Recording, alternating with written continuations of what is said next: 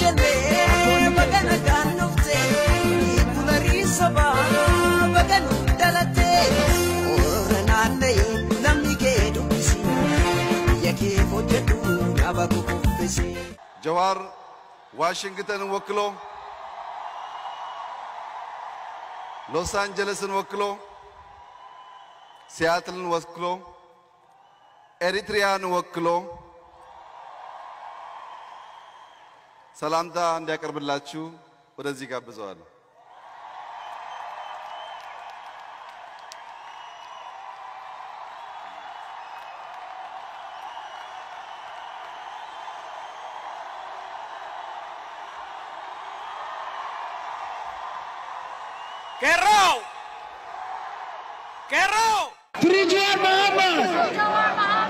Addunyaa kanarratti namoonni biyyaa fi saba isaaniif osoo falman kanneen lubbuun darban lakkoofsaan xiqqaa miti. Har'as taanaan warri lubbuun jiranis hedduudha. Falmitoota mirga dhala namaa jechuudhaan maqaan namootaa yoo kaafamu kanneen akka Nelson Mandela, Dr. Martin Luther King, Mahatma Gandhi, Malcolm X, Harriet Tubman, Sojourner Truth, Du Bois fi kanneen biroo kaasuun ni danda'ama. Bilisummaan dhugaa dhala namaaf mala jechuudhaan warroota qabsaan turan akka Oromoottis yoo fudhanne falmitoonni mirga dhala namaa baay'eedha. Isaan keessaa Jawaar Mohammad akka fakkeenyaatti kaasuun ni danda'ama. Onneedhaan itti yaada sammuun itti dadhaba ilkaan koojinii nadhe irratti du'uu qaba.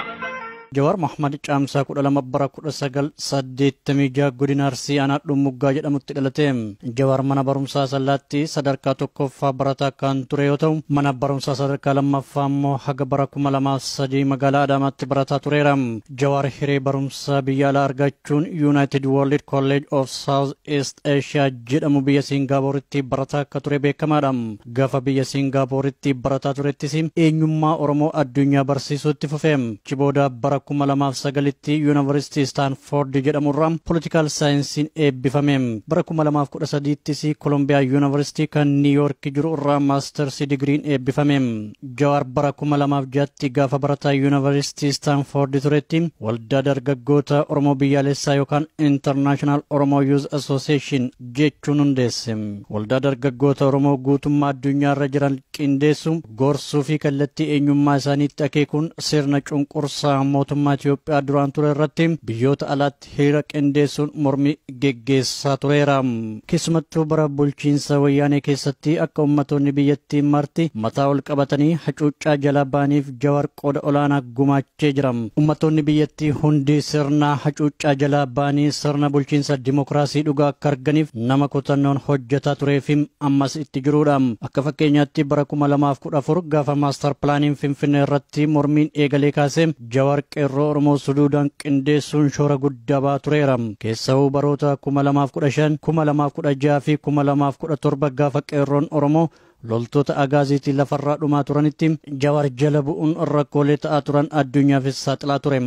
Rakkoo Oromoo ragaa ture Oromoo biraan ga'uun qindoominaan akka sabni keenya socho'u taasisee jira.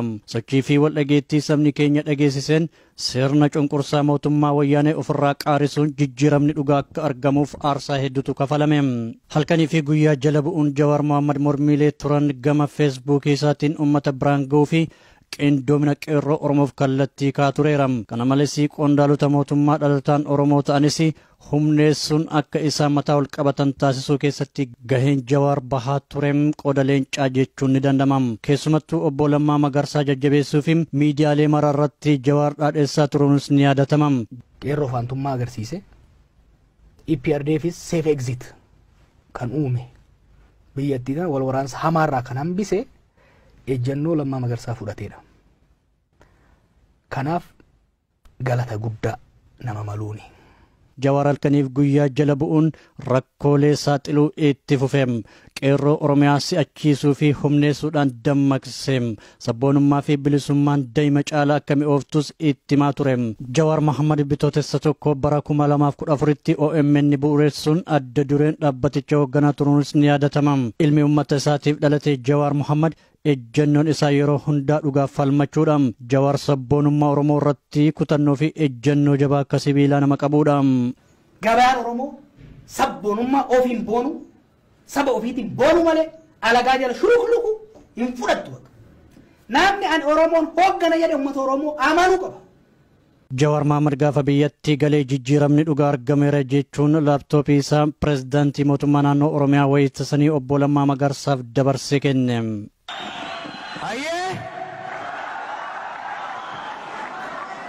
Kun jaala keessa gagabsooti. Kompiitaraan bara Oromoo First bitee OMN ittiin jaarree odeeffannoo keessa hunda ittiin dabarsaa turedha. Har'a waldaansoo san injifannoodhaan xumurree biyyattis waan galleef taankii kiyya kana akka mallattoo nagayaa obbolummaa fi oromummaatitti pirezidantii keenyatti dabarsee kan nun barbaada.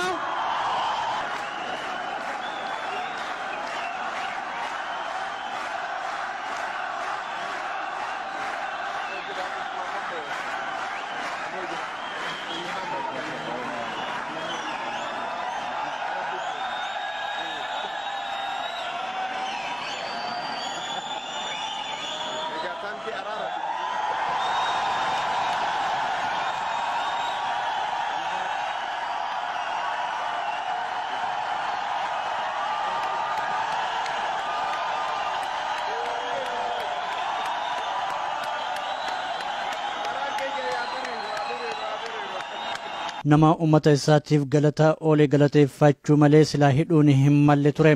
Hidhuun ammoo furmaata akka hin taanes dubbatamaa jira. Mootummaa kana maaliin godhe? Siree jalatti qabuu yoo taate malee.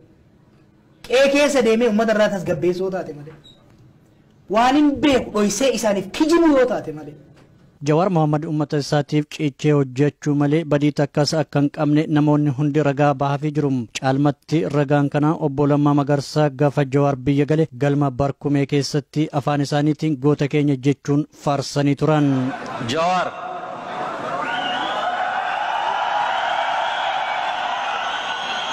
Jawaar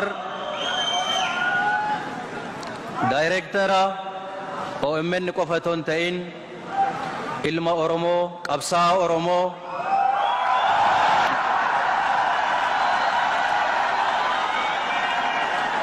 Jawaar Mohammediif hundaa ol, hunda caalaa jaalala obbolummaa isaaf qabu isin fuulduratti ibsuufiin barbaada.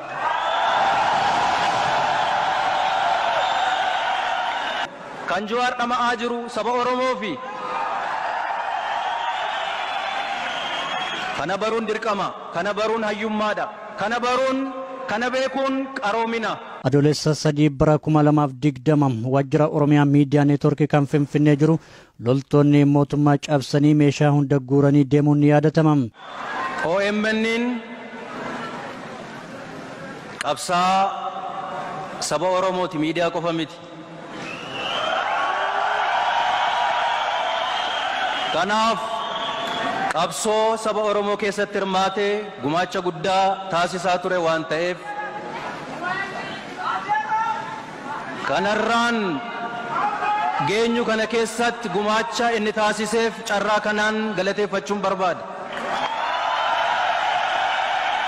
Kan kaleessaa goota ta'ee faarfamee har'a hidhamuun irraan turre dirreen siyaasaa kan namuu karaa bilisa ta'een yaada isaa ibsatu malee kan inni tokko humna qabaaf isa kaan dhiibu ta'uun qabu.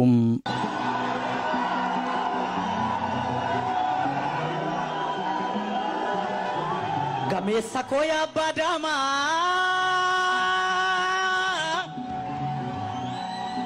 Oromoo koo yaa Badamaa yaa Badaalee yaa Bashaanqoo soorii farda kee qopheessi.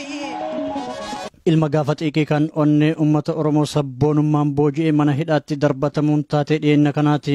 Artist Haacaaluu Hundeessaa waxabajjii 29 bara 2020 akka lakkoofsa biyyattii halkan keessa sa'aatii 3 walakkaatti magaalaa Finfinnee iddoo kondominiyeemii Galaan jedhamutti kan inni ajjeefame.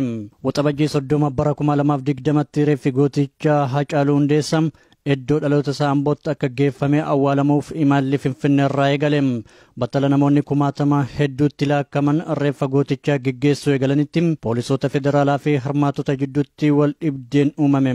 Jawaaris akkuma nam tokkootti reeffa obboleessa isaa geggeessuuf kan mana isaatii ba'e. Akka odeeffannoon nu gaheetti battala reeffa Hacaaluu uummanni Oromoo dabalee gara Ambootti imalaa turanitti poolisii Oromiyaa fi humnoota mootummaa federaalaa jidduutti garaagarummaan akka tures ibsameera.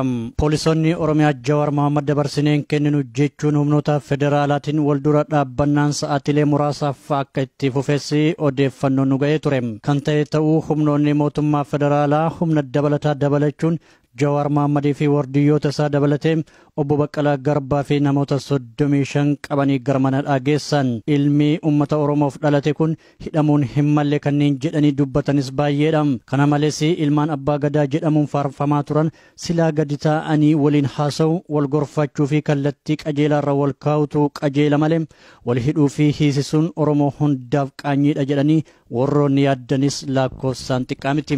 Biyyoota alaa fi biyya keessaallee Jawaar Mohammadii fi obbo Baqqalaa Garbaaf kanneen biroo hidhamuu qaban hatattamaan hiikamuu qaban jechuun morminis itti fufeera. Dirreen siyaasaa kan namuu karaa bilisa ta'een yaada isaa ibsatu malee kan inni tokko humna qabaaf isa kaan dhiibu ta'uun qabu. Heera mootummaa naannoo kanaatiif kan biyya kana kabajuu fi kabachiisuudhaaf. Not one way street. Kabajuu fi kabachiisuudhaaf. Kabajee kabachiisuudhaaf. Seeraaf heera biyya kanaa nama kabaje qofatu olaantummaa seeraa kabachiisuu danda'a. Heeraaf seera biyya kanaa osoon kabajin miilaan irra deema, ajjeesaa, toorchar nama godhaa, mana namarratti gubaa, haadha abbaa nama ajjeesaa, daa'imman ajjeesaa, gidirsaa qaama biraatiin olaantummaa seeraa kabaji jechuun akkamitti danda'ama? Armenaati gosa wakuma sidese Jawari basaba le jahati dese Medina jabse fiyati